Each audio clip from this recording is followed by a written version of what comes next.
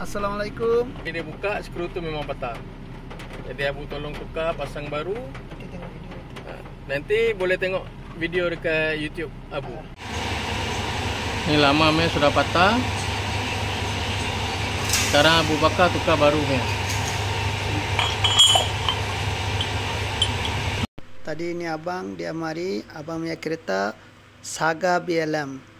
Itu kompresor, abang punya pipe bocor. Kita mau buka pipe, mau cek.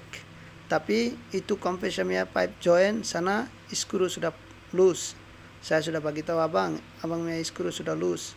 Kalau abang nak buka, memang boleh skru patah atau boleh tampal boleh patah. Itu belakang gam-gam saya ada satu kompresor, saya cakap itu belakang punya tampal boleh tukar. Tapi ini abang memang percaya saya. Betul-betul ini abang betul-betul baiklah. Tapi alhamdulillah abang punya kompresor pun boleh siap.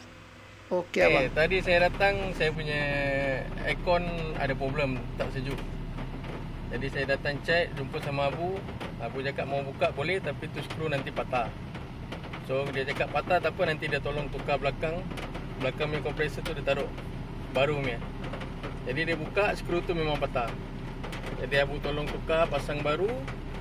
Sekarang aircon pun sudah sejuk, tak perlu tukar kompresor baru. Semua Abu tolong, belakang pun sudah tampal.